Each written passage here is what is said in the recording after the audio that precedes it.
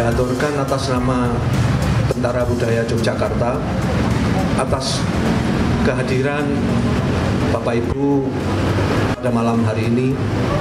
Juga Assalamualaikum warahmatullahi wabarakatuh bagi teman-teman semua. Sungguh menyenangkan dan menggembirakan bagi Tentara Budaya Yogyakarta dan Tentara Budaya tentu saja bahwa kami boleh menjadi penyelenggara bagi pameran foto yang dikerjakan oleh teman-teman muda dari FISIP Universitas Atmajaya Yogyakarta ini. Pertama-tama tentu saja kita harus memberikan penghargaan sebesar-besarnya pada teman-teman fotografi, video maupun teks sastranya. Dan kelihatan sekali bahwa pameran ini, proses ini dipersiapkan dengan amat serius baik oleh KPG maupun oleh para mentor dan kiranya juga oleh dosen-dosen sendiri. Saya tentu saja sangat bergembira tentu saja pertama-tama pada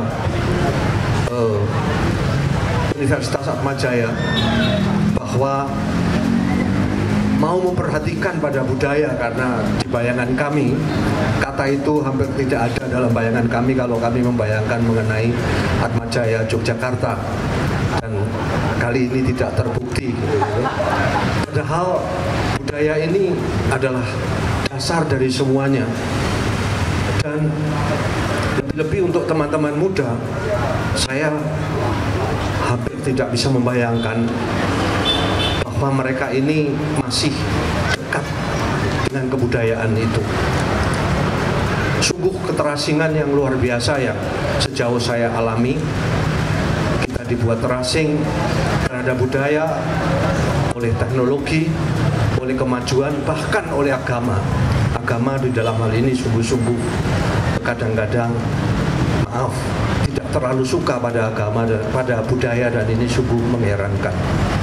Padahal sebelum kita ini beragama, kita ini sudah menjadi orang yang memang mempunyai kebudayaan, dan itu sangat dilupakan. Kalau saya yang paling penasaran itu justru ingin mendengar sharing dari mereka, bagaimana mereka berkontak dengan kebudayaan ini. Ketika mereka ke kelenteng, ketika mereka melihat orang menempa keris yang ada semua, ketika membuat ciu di Begonang, ketika melihat tari, ini semua adalah kehidupan yang mungkin kalau Anda bahkan apalagi bagi mahasiswa-mahasiswa yang bukan sipol ya, mungkin tidak bisa membayangkan. Dan sebenarnya saya sangat ingin mendengar sharing mereka bagaimana perasaan, karena dari sini kita bisa melihat ukuran apakah yang mereka masukkan, tangkap, rekam dengan fotografi itu sungguh ke dalam hati atau hanya visual saja. Ini yang masih harus diuji, saya kira, karena kebudayaan itu adalah pendalaman yang luar biasa. Maka kalau saya sendiri ditanya apakah budaya, sebenarnya itu hanya bisa dijawab dengan pengalaman. Apakah saya memang betul-betul masuk ke dalam kebudayaan? Tidak bisa kebudayaan itu diteorikan. Begitu diteorikan, kita hanya akan ngomong dalam level kampus, dalam level teori, dalam level ilmu. Tetapi kebudayaan itu suatu penghayatan, suatu perasaan, dan syukurlah jika memang hal ini dialami oleh teman-teman, karena hal ini perlu. Maka kita memang harus mulainya dari generasi muda, dan ini saya kira kewajiban kampus untuk menekankan kebudayaan ini secara luar biasa gitu. Jadi keterasingan ini, apalagi nanti kalau kebudayaan sudah bisa dikonstruksikan lewat artificial intelligence, sementara kebudayaan itu adalah penghayatan, bahkan Bahkan di dalam kemiskinan pun orang berbudaya untuk bisa hidup. Dan kadang-kadang ketika faktor ekonomi tidak memberikan apa-apa, saya masih mempunyai rasa budaya itu sungguh sudah bisa hidup sebagai manusia. Itulah yang terjadi pada seniman-seniman tradisional seperti yang juga Anda cover gitu. Nah, mengenai pengalaman kebudayaan itu kota Solo itu baik memang diangkat karena saya sendiri mempunyai pengalaman sebagai pemimpin redaksi penanggung jawab majalah Basis. Betapa sulitnya memperjuangkan budaya juga seandainya saya tidak yakin bahwa di Atmajaya pun Basis dibaca ya. Padahal kita sudah 72 tahun bergerak di situ. Lalu Tentara Budaya sendiri 40 tahun saya sebagai yang mengawalinya bersama Pak Yakob dan menemaninya sampai sekarang. Tidak mudah kita ini, tapi kehidupan ini terus ada dan syukur ini ditangkap oleh teman-teman muda. Dalam bayangan saya ketika saya menulis 70 tahun ulang tahun Basis itu, saya membayangkan Bengawan Solo. Bengawan Solo ini hanya sungai yang mengalir sampai jauh biasa, tapi ketika Gesang melakukannya itu sampai diterjemahkan dan nyanyikan dalam 42 bahasa sampai sekarang. Bahasa Cina pun ada, bahasa Jepang ada, bahasa Belanda apalagi, semua inilah kehidupan budaya. Dan saya mempunyai betul-betul harapan bagaimana kebudayaan kita ini seperti di perasaan Gesang bisa memproyeksi sampai sebegitu jauh. Seandainya tidak ada Gesang, Bengawan Solo hanya Bengawan Solo. Nah, tapi di tangan seorang seniman yang begitu mengenal perasaan, Bengawan Solo tidak hanya mengalir sampai jauh, tidak hanya kenangan masa lalu, tapi sekarang pun masih menjadi identitas kita. Kita sungguh-sungguh bisa itu. Lalu kalau teman-teman muda ke Ciu Bekonang itu saya pernah menulis puisi Cintamu Sepai Topi Miring, dan yang tadi bolak-balik dilakukan Nong Jinongro Sengkuni Ledalete itu juga suatu upaya bahwa sebenarnya apa yang tradisional kalau kita olah itu lalu diolah oleh Marzuki Muhammad, Jogja Hip Hop Foundation menjadi sebuah lagu. Sekarang bahkan anak-anak kecil pun itu menyanyi Nong Jinongro karena iramanya kena kepada mereka dan perasaan batin itu masuk. Kalau saya sendiri tidak mengenal TikTok dan sebagainya, tapi diberitahu itu di TikTok sudah jutaan yang melihat orang menyanyi Nong Jinongro. Tadi pun diputar di sini ya. Nah, ini saya kira tugas teman-teman muda untuk terus menerjemahkan kebudayaan menjadi suatu kehidupan yang tidak hanya dipotret sebagai kenangan. Maka saya kira 3 bentuk mengenang bayang-bayang masa lalu, meniti perubahan, dan memproyeksikan bagaimana perubahan ke depan itu moga-moga menjadi kenyataan juga di dalam kuliah-kuliah Anda. Maka saya kira baik jika Anda mengalami bagaimana kalau Anda melihat Ciu itu, apakah hanya Ciu prosesnya, tapi bagaimana orang rakyat jelata yang minum Ciu itu, apakah Anda mewawancarainya, Anda melihatnya. Nah, itu yang saya tidak lihat ya. Padahal Ciu Bekonang itu termasuknya adalah itu juga. Moga-moga hal ini tetap bisa menjadi refleksi kita, juga situasi keris yang sangat mistis dan apa saja yang dibalik kebudayaan itu tadi. Maka sekali lagi Profesiat pada Atmajaya yang membiarkan anak-anaknya untuk mau bergaul dengan kebudayaan, dan ini semoga-moga terus tidak berhenti sampai di sini. Kalau begitu mungkin dengan demikian literasi bacaan akan bangkit lagi, hal yang sekarang sungguh-sungguh rasanya seperti mati suri semua. Juga acara-acara kebudayaan seperti di Bentara Budaya ini, kalau teman-teman muda bisa mengisinya, kami sendiri akan sangat senang supaya kita betul-betul kesenian, kebudayaan, dan apa itu tidak bisa menjadi teori kecuali Anda sendiri happy dan enjoy ketika bertemu dengan apa yang namanya kebudayaan tadi. Begitu saja yang ingin saya sampaikan, dan terima kasih atas nama Bentara Budaya, lebih-lebih pada kepada Anda sekalian, para tamu yang datang, para undangan dan para mahasiswa serta para mentor. Selamat menyaksikan dan dengan demikian pameran kita buka. Wassalamualaikum warahmatullahi wabarakatuh.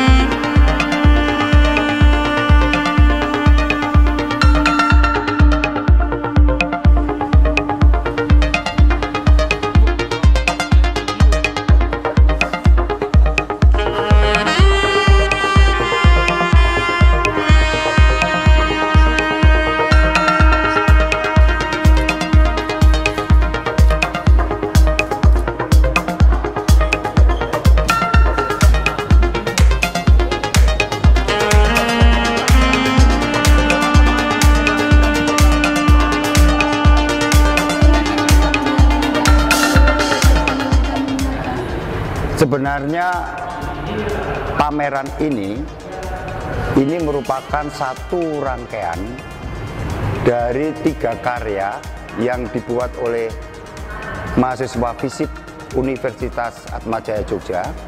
Jadi selain pameran itu ada penerbitan buku, lalu kemudian ada video dokumenter. Nah, semua ini bermula dari gagasan yang dibuat oleh KPG yang kami kasih nama itu 3 pilar TOK Indonesia. Nah, 3 pilar TOK Indonesia ini digagas oleh KPG untuk menyambungkan antara 3 pihak, yakni media, lalu kemudian kampus, lalu kemudian swasta untuk melakukan kerja-kerja kebaikan.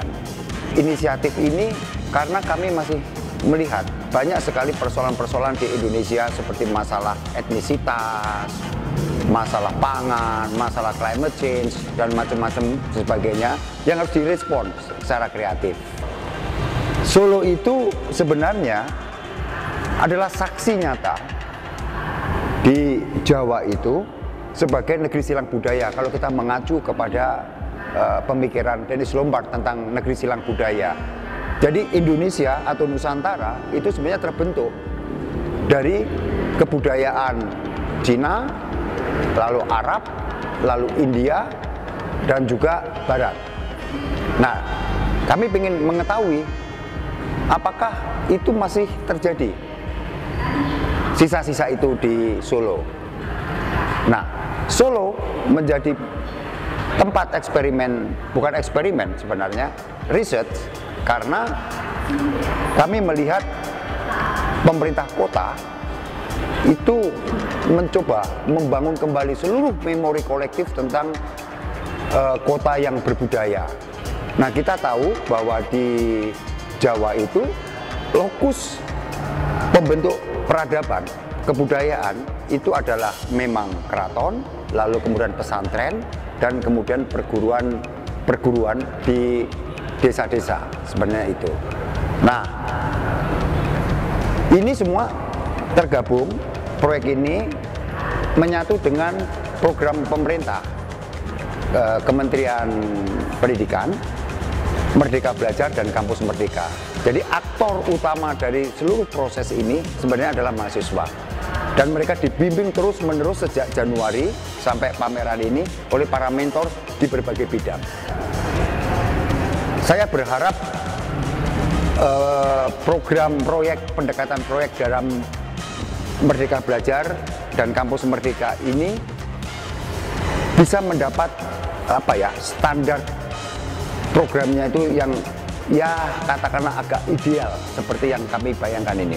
Mudah-mudahan apa yang kami lakukan itu menginspirasi oleh kampus-kampus lain kampus-kampus lain dan pihak swasta atau lembaga yang menaruh concern yang sama, sehingga bentuk yang disebut magang di dalam kampus Merdeka dan Merdeka Belajar itu seperti yang dibayangkan oleh Mas Menteri, yang mengarahkan mahasiswa untuk berpikir lebih luas. Halo semuanya, perkenalkan nama saya Hendry Tera dari Prodi Ilmu Komunikasi Universitas Atmajaya Yogyakarta.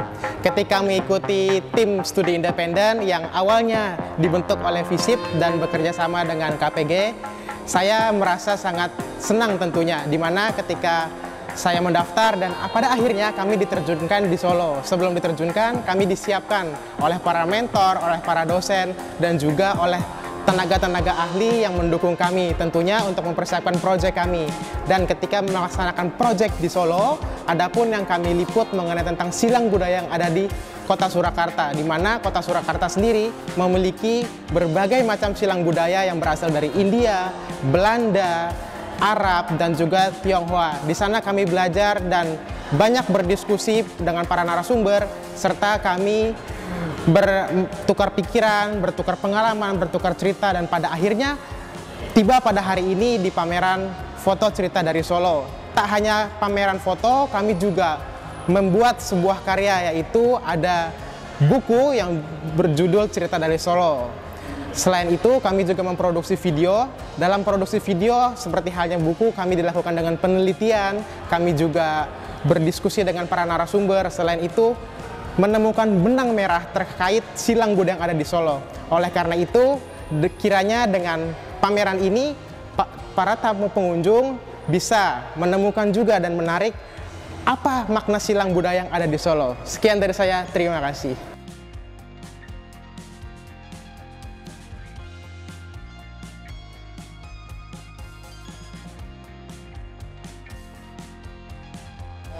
Sebagai proyek kolaborasi yang memiliki visi, yaitu untuk membangun semangat keindonesiaan. Saya pikir proyek-proyek seperti ini dengan menampilkan sesuatu yang mungkin tidak pernah kita pikirkan, tidak pernah kita lihat, tetapi sebetulnya hidup menjadi bagian dari hidup kita. Ini adalah sesuatu yang luar biasa, dan sebagai sebuah proses kolaborasi di dalam pendidikan, ini adalah juga proyek yang luar biasa. Jadi kita tetap berharap bahwa semangat membangun keindonesiaan dengan kerja-kerja kolaborasi seperti ini kita tingkatkan, kita jaga, kita rawat, dan kita hidupi. Itu saja. Terima kasih.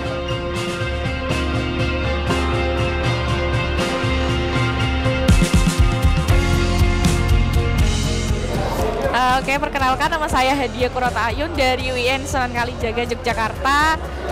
Menurut saya soal pameran foto ini keren ya, dan apa ya, ini membangun budaya-budayanya Solo, terutama mungkin kita soal Solo itu ya tahu sih soal budaya, tapi nggak semuanya. Nah, di sini tuh dikupas dari berbagai mungkin multikultural gitu. Budayanya kan banyak di Solo. Mungkin kita perlu mengulik itu, nggak cuma budaya-budaya dari sejarahnya aja, tapi dari agamanya, sukunya, dan orang-orangnya, dan banyak lagi yang perlu kita kulik di Solo gitu. Jadi keren. It's a wrap banget. Terima kasih.